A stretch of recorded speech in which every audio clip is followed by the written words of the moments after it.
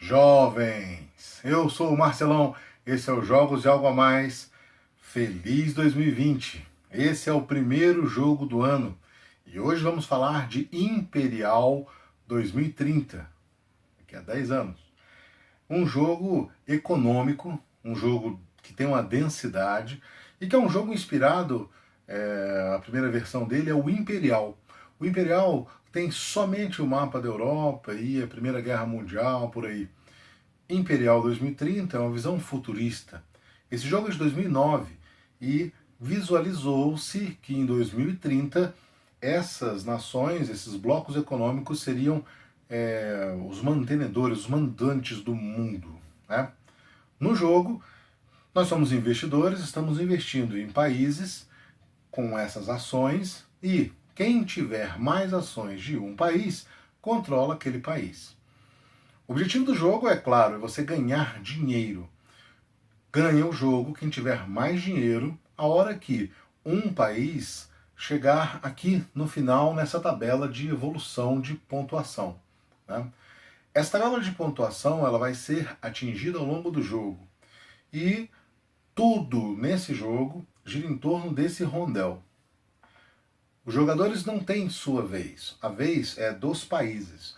Quando for a vez da Rússia, por exemplo, o jogador que controla mais ações da Rússia, ele vai ganhar a bandeirinha da Rússia e ele é o que controla a Rússia.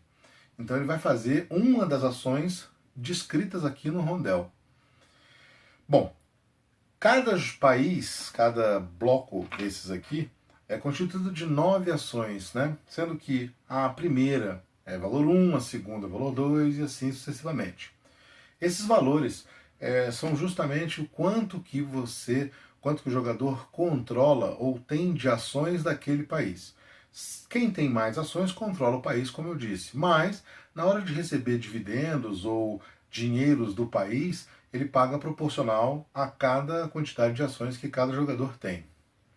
No começo do jogo, cada jogador recebe uma plaquetinha dessa aqui, que vai indicar que ele vai controlar um país e que ele vai ter uma ação de outro dos países, certo? Isso no modo básico para você aprender. No modo avançado, começo do jogo, cada jogador tem uma quantidade de dinheiro que varia de 2 a 6 jogadores, e aí faz-se um leilão sobre as plaquinhas. Então, a começar pela Rússia. Então, o primeiro jogador diz que, olha, eu quero comprar uma ação número 1 da Rússia, beleza. Se tiver algum outro jogador que queira comprar, compra a número 2 e a número 3, assim sucessivamente. Só pode dar um lance cada jogador.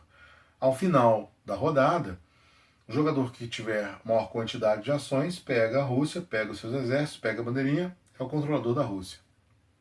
Faz isso com todas as nações. Pode ser que uma pessoa não tem nenhum país, não controla nenhum país. Está tudo bem. Ela passa a ser o Banco Suíço.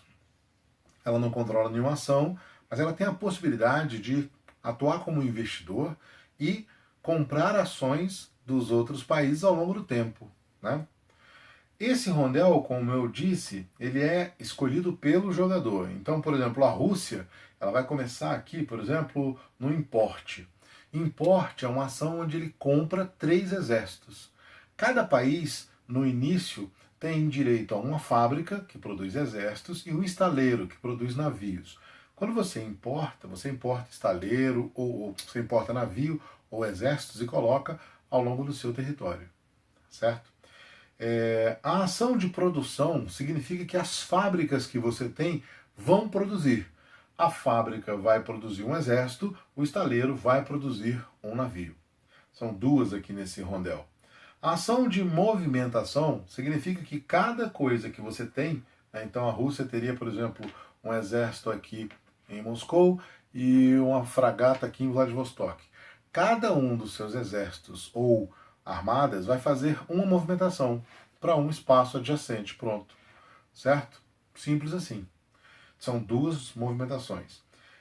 A fábrica significa você criar uma fábrica. Então o país vai lá, compra uma fábrica e instala. Cada país pode ter no máximo 4 fábricas. Na maioria delas aqui, 2 estaleiros e 2 fábricas normais. E A ação do investidor. A ação do investidor significa que o país vai pagar dividendos, né, do seu dinheiro para quem possui ações. É uma ação que quem controla o país decide parar aqui para fazer isso, para pagar, para devolver os investimentos, né, os lucros, né, de quem investiu no país. Porém, para você chegar aqui, você passa por essa linha vermelha e você ativa a carta do investidor.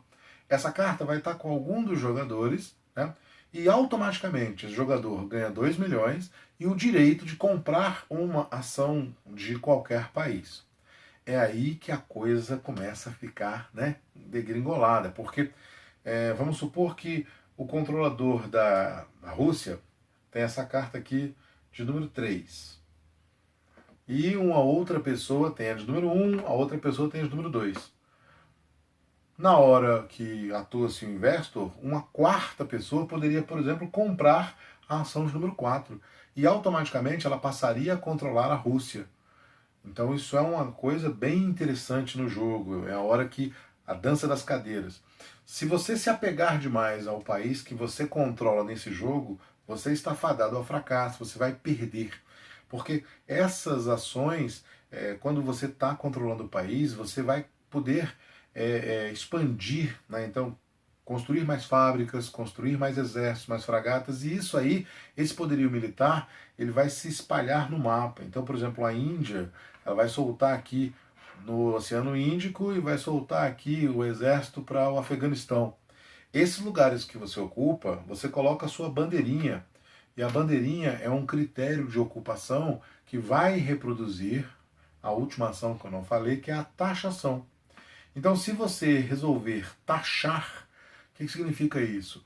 O país vai ver as suas posses, vai ver os seus exércitos e vai pagar, né? Vai evoluir. Esse pagamento ele é feito nessa tabela aqui.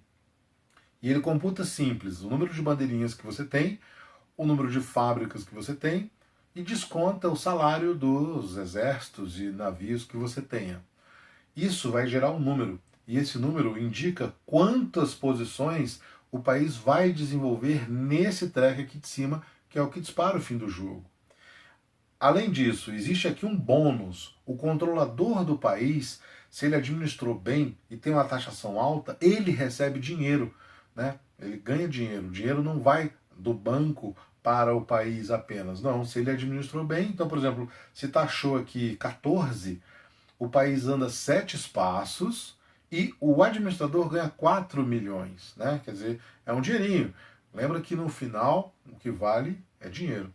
O jogo vai sendo rodado, né, país a país. Então o que a China vai fazer? A China, o controlador da China, vai fazer as ações. O controlador da Índia, o controlador do Brasil, os Estados Unidos, Europa, volta para a Rússia e assim por diante. Quem chegar lá primeiro, o jogo acaba, contam-se as ações de cada um, paga-se o quanto que vale. Aqui em cima tem uma tabelinha de multiplicadores, né? Então, se você tiver, por exemplo, o Brasil aqui no número 11, o multiplicador é 2. Se você tem uma ação número 7, 7 vezes 2, você tem 14 milhões que você vai lucrar no final do jogo. Contam-se todas as ações que todo mundo tem, vê quem tem mais dinheiro, esse é o campeão. O algo a mais sobre esse jogo é que ele é um jogo de 2009, ele é a versão, vamos dizer assim, futurista do Imperial, mas com uma pegada muito mais livre, né? O mapa é amplo, então você tem entradas aqui, você sai pelo Oceano Pacífico e entra aqui do outro lado, pelo Oceano Pacífico, na costa da América do Sul. Então, esse mapa com uma pegada de War, ele dá uma outra versão ao jogo, né? E em 2001, né, um grupo econômico muito importante chamado Goldman Sachs fez uma declaração, né, na figura do Jim O'Neill, né, que é um eminente economista, disse que até 2050 esses 4 países, Brasil, Rússia, Índia e China, dominarão o cenário econômico, né? Então é a primeira vez que o termo BRIC é utilizado, que é justamente a primeira letra de cada um desses países. Esses países dominam 25% da cobertura mundial e são 40% da população mundial. Então são países emergentes, países que têm um potencial muito grande e que poderiam rivalizar com Estados Unidos e Europa, que é um bloco já estabelecido. Isso em 2001.